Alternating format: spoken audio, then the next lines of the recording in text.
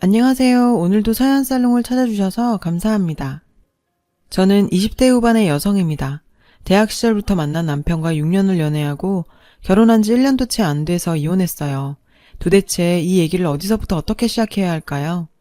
정말 할 수만 있다면 제 기억에서 완전히 깨끗하게 지워버리고도 싶고 앞으로도 이렇게까지 최악일 일은 다신 없을 것 같은 제 인생의 암흑기였거든요. 아직 30년도 안 산 인생인데 1년도 채 안 됐던 결혼 생활은 정말 평생 가도 씻을 수 없을 치욕이자 지옥의 나날들이었답니다. 저와 남편은 누구나 들으면 아는 명문대에서 만났어요. 입학하면서부터 운명처럼 서로가 서로를 알아봤고 자연스레 사귀게 되었죠. 남편은 누가 봐도 탐낼 킹카 중의 킹카였고 제 입으로 말하긴 그렇지만 저도 미모는 어디 가서 뒤지지 않을 정도라서 학교에서도 눈에 띄는 커플이었어요. 성격이나 취향, 식성까지도 너무나 잘 맞았고 외동으로 자란 것까지 똑같았어요. 키도 남편은 185cm, 저는 170cm로 둘 다 외적으로도 너무 잘 어울리는 한 쌍이었죠. 6년이란 기간 동안 사귀면서 몇 번 작게 티격태격한 걸 빼면 크게 싸운다거나 잠시라도 헤어진 적도 없었고 정말 소울메이트의 인연이란 건 우릴 두고 한 말이구나 싶었죠. 또 남편은 모두가 부러워하는 대기업에 입사해서 인정받으며 사회적으로도 탄탄대로를 걸을 일만 남은 인재 중의 인재였어요. 게다가 얼마나 여자 마음을 속속들이 알고 세심하게 잘 챙기는지 세상에 정말 이런 남자가 있구나 하고 연애하는 내내 정말 행복한 나날들을 보냈답니다. 생각해보면 그 시절이 제 인생에 가장 행복했던 날들이었지만 그 후에 인생 최악의 지옥 같은 나날들도 기다리고 있었으니 인생사 참 새옹지만해요. 그렇게 꿈같은 연애를 하다 자연스레 결혼으로 이어졌고 결혼 생활도 당연히 연애의 연장이고 행복한 날들이 펼쳐질 거라 생각했어요. 사이코 같은 자신의 본 모습을 숨기고 교양 있고 우아한 척하던 시어머니가 본색을 드러낼 거란 걸 까맣게 모른 채 말이죠. 결혼 전에 남편과 사귀던 6년 동안 시어머니를 몇 번 만난 적이 있었어요. 생일이나 특별한 날에 몇 번 정도였지만요. 만날 때마다 항상 저에게 존댓말을 썼고 저를 인격적으로 존중한다는 느낌을 받았어요. 항상 교양과 상식이 풍부해 보였고 외모도 늘 세련되고 깔끔하게 관리된 모습이었죠. 항상 저를 만날 때마다 입버릇처럼 하던 말이 있어요. 난 딸이 없으니까 실례가 안 된다면 딸처럼 생각해도 될까요? 라며 저를 사랑스러운 눈빛으로 쳐다보고 말하는데 정말 기쁘더라고요. 그땐 정말 그렇게 느꼈어요. 지금 생각하면 닭살이 돋고 소름이 쫙 끼치지만요. 찻잔을 들고 마시다 희미하게 지었던 미소의 의미를 생각하니 정말 미칠 것 같아요. 진심으로 2번만 더 딸같이 생각했다간 아마 살인이 났을 거란 생각이 들어요. 시어머니가 느끼기에 아빠는 교장 선생님에 엄마는 선생님이셨던 교육자 집안인 저희 환경과 외모나 학벌, 성격이 자기 기준에 딱 적합하다고 생각했던 것 같아요. 그 시절에 이대 메이퀸 출신의 시어머니는 정말 누가 봐도 곱고 멋지게 나이 들어 보였어요. 외모도 어찌나 단아하고 우아한지 만날 때마다 저 혼자 속으로 와 정말 곱게 나이 드셨다. 나도 나이 들면 저렇게 우아하게 늙어야지 라는 생각이 절로 들 만큼 외모는 물론이고 행동이나 말하는 게 나긋나긋하고 정말 멋져 보였죠. 저런 어머니 밑에서 자란 남편이니 내가 사람 하나는 정말 잘 골랐다는 우월감도 느꼈어요. 그럼 본격적으로 전 시어머니의 만행을 하나씩 풀어보도록 할게요. 일단 성격이 너무너무 까칠하고 자기중심으로 세상이 돌아가는 사람이었죠. 병이 아닐까 싶을 정도로 매사에 깔끔을 떨었고 어딜 가든 항상 남의 이목을 무척이나 신경 썼어요. 그리고 사탕 하나를 먹어도 고급으로 먹어야 하는 타입이었어요. 허세가 정말이지 장난이 아니었답니다. 누가 봐도 혀를 내두를 정도였어요. 외제차에 명품 가방은 기본이었고 신발이며 작은 소품 하나까지도 백화점이나 외국에서 직접 공수해오지 않은 건 쓰려고 하지 않았어요. 누구나 소유하는 흔하고 값싼 것들은 아예 취급하지도 않았고 경멸했고요. 정말 자기가 세상 최고로 존귀한 귀부인이라도 된 듯 행동했고 사람들이 그렇게 떠받들고 굽신거리길 원했어요. 물론 며느리인 저한테도 예외는 없었죠. 어찌나 사람을 피말리게 닥달하고 쪼아대고 힘들게 하던지 정말 아직도 가끔 악몽을 꾸다 깨어날 정도예요. 덕분에 저도 억지로 따라다니며 명품 구경 실컷 했고 많이 받기도 했지만 그깟 명품이며 물건들 나중에 싹 갖다 버렸네요. 정말 볼 때마다 소름 끼치고 재수가 없었거든요. 시댁은 엄청난 재벌 정도까지는 아니었지만 분명 시어머니가 부잣집 사모님 소리를 들을 만은 했어요. 시어머니 친정도 대대로 부자였다고 들었고 시아버님 집안도 대대로 사업을 크게 한 재력가 집안이어서 평생 돈 걱정은 안 하고 산 집안 같더라고요. 저도 솔직히 남편을 사랑해서 결혼한 건 분명했지만 남편 집안의 재력도 무시 못할 조건이었던 걸 인정해요. 살아보고 겪어보니 돈이 제일 중요한 게 아니었는데 인생 공부 톡톡히 했다고 생각해요. 하루는 늘 언제나처럼 자기가 무슨 여왕이라도 된 양 행동하고 어딜 가나 대접받길 원했던 시어머니와 같이 백화점 명품 매장에 간 적이 있었어요. VIP인 어머님을 잘 몰라본 갓 들어온 신입 직원의 응대가 성의 없게 느껴졌었나 봐요. 기분 나쁘다며 얼마나 지나치게 난리를 피웠는지 몰라요. 그때가 제일 처음으로 놀란 순간이었던 것 같아요. 그렇게 이성을 잃고 화를 내고 소리 지르는 걸 본 건 처음이었거든요. 눈을 희번떡대면서 동물처럼 씩씩거리는데 정말이지 내가 알던 그 사람이 맞나 싶게 돌변하더라고요. 너무 놀랍고 무서웠어요.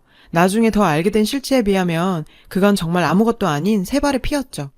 그날 집에 들어온 남편한테 심각하게 그 얘기를 꺼냈더니 별일 아니란 반응이 있더라고요. 마치 그런 일이 새삼스럽지 않은, 늘상 있는 일인 것처럼요. 이때 남편에게서도 전에는 느껴보지 못한 이상한 기분을 처음 느꼈어요. 이건 뭐지? 뭔가 이상해. 라며 앞으로 닥칠 사건들을 몸이 먼저 알고 느꼈던 것 같아요. 지내면서 보니 시아버지와 남편은 시어머니에게 평생을 길들여진 사람들 같아 보였어요. 예를 들면 시아버지의 옷차림이나 음식점에서의 메뉴 선정 같은 사소한 것들도 모두 시어머니의 의사나 결정에 따랐고 시아버지는 그저 익숙한 듯 따르는 게 둘 사이가 부부 사이가 아니라 엄마와 아들 같다는 느낌을 받았었거든요. 시어머니의 절대적 건의와 통제 아래서 조종당한다는 느낌이랄까요? 지금 와서 생각하면 그저 시아버지도 불쌍하게 느껴지네요. 남편도 갈수록 마마보이 기질이 드러나고 누가 보더라도 평범한 모자 관계에선 있을 수 없을 법한 일들이 계속 일어났어요. 남편의 옷차림이며 취미, 친구들이며 지인관계까지 시어머니가 속속들이 알려고 했고 모든 일을 자신의 뜻대로 지시하고 따라주길 바라며 간섭해댔어요.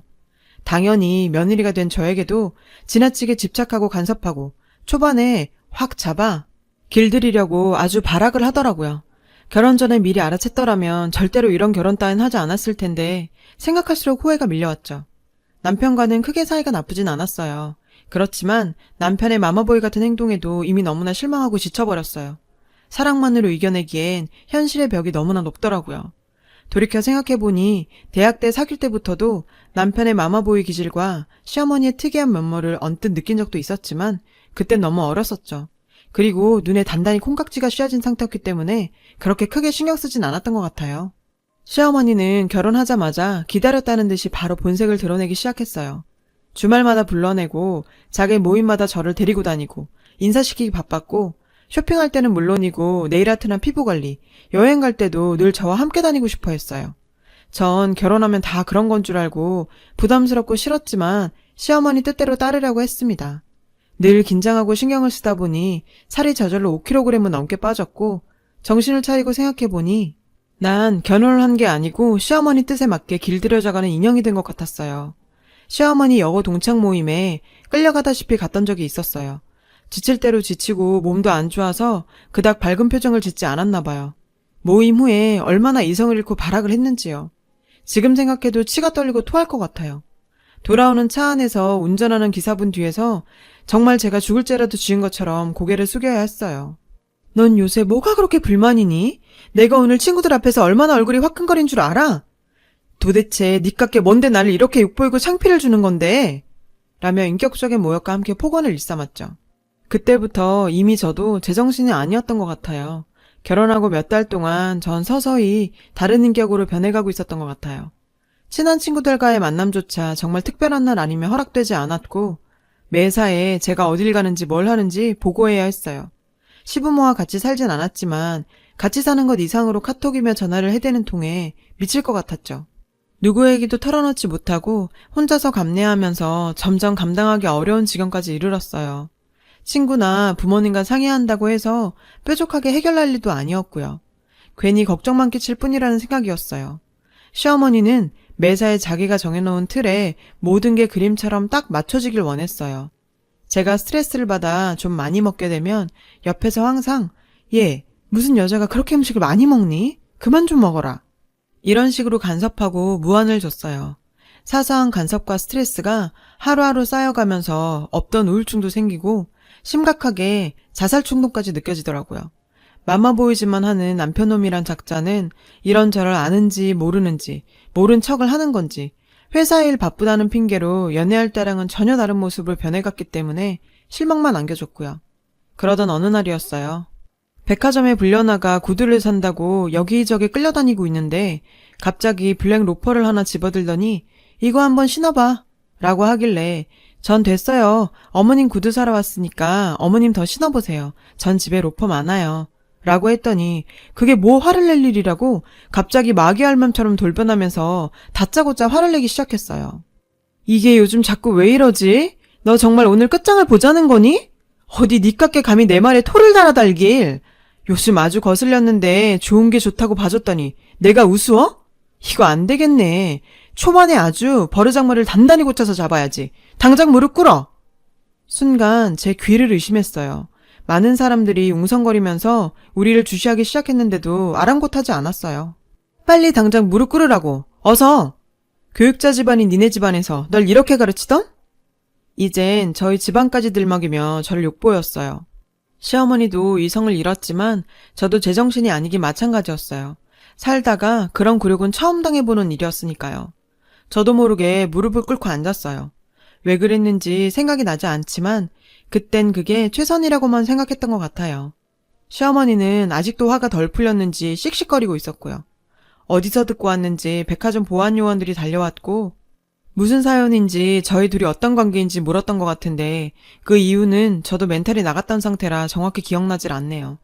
전 그 후로 정신적으로 큰 충격을 받아서 거의 쇼크 상태였어요. 그 후에 친정으로 갔고 부모님도 그간 저의 사정을 어쩔 수 없이 알게 되셨죠.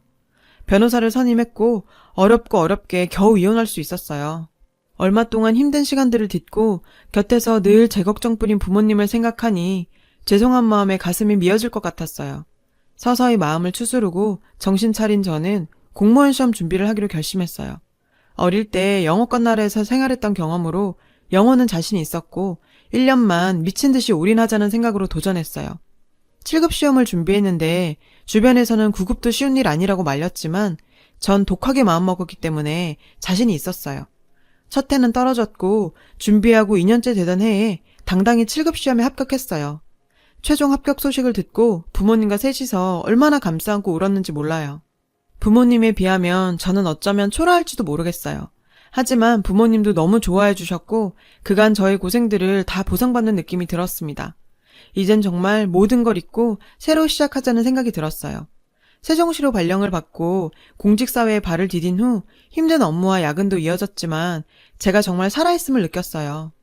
예전에 어두운 일들은 다 잊고 살아가고 있었어요. 그러던 어느 날 업무 중에 전화가 왔어요. 청사 아래에 누가 찾아왔다고 이름을 대는데 그 사이코 여자인 거예요. 아주 소름이 끼치더라고요. 전 모르는 사람이라고 끊었는데 너무 찝찝했어요. 세상에 그 미친 여자가 여기가 어디라고 찾아온 건지 생각만 해도 끔찍했어요. 그리고 수일이 지나고 점심시간에 동료들과 청사 밖을 나가는데 전 제 눈을 의심했죠. 세상에 그 여자가 청사 밖에 서 있는데 완전 미친 여자처럼 머리는 산발을 하고 그 꾀지지한 꼬라지 하며 누가 봐도 정신이 반쯤 나간 노숙자 같더라고요. 멀리서 저를 보더니 얼굴에 화색이 돋아서 다가오더라고요. 저는 얼른 외면하고 가려니까 졸졸 따라오더니 예, 우리 아가 너 공무원 됐구나. 내가 그럴 줄 알았지. 누구 며느린데. 내가 너 잘 될 줄 알았어. 아, 정말 피가 거꾸로 솟는 줄 알았네요. 동료들이 동요하면서 묻더라고요. 누구셔? 아는 분이야? 라고 묻길래 아니 설마 내가 저런 사람을 알 리가 있어? 딱 봐도 정신이 아프신 분 같은데 하면서 빠르게 지나쳐 갔어요. 그런데 갑자기 그 여자가 무릎을 꿇고 앉아 두 손을 모으고 싹싹 비는 거예요. 저뿐만 아니라 모두가 다 놀라서 어안이 벙벙했죠.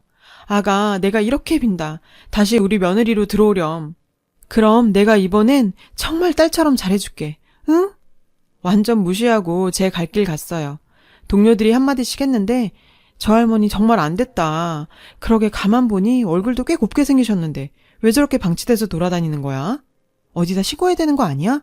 그래서 제가 아유 점심시간 다 끝나가겠다. 빨리 밥이나 먹으러 가자 했죠. 여전히 그 여자는 거기 앉아 있었고 우리가 차를 타고 사라지니 쫓아오진 못하더라고요. 그 후엔 찾아온 적은 없었어요. 어디서 들은 얘기론 제가 이혼하고 나온 다음에 주변 사람들한테 며느리 내쫓았다며 이런저런 얘기를 안 좋게 많이 들었나 봐요. 원래 남들 보는 눈 때문에 허세가 심한 분이셨는데 그 스트레스에 히스테리가 더욱 심해져서 시아버지와 전 남편이 정신병원에 데려갔을 정도가 됐다고요. 어쩐 일인지 저렇게 미쳐서 나돌아다닌다고 하더라고요. 와, 무슨 미저리 같은 여자를 주인공으로 한 어느 막장 드라마에 제가 출연했던 것 같아요. 생각할수록 몸소리가 쳐집니다. 전 앞으로 씩씩하게 제 인생 잘 살아보려고 합니다. 잘할 수 있겠죠? 제 얘기 들어주셔서 감사합니다. 여러분, 사연 댓글에 응원과 현명한 조언 부탁드려요. 좋아요와 구독은 저에게 큰 힘이 됩니다. 오늘도 좋은 일 가득하세요.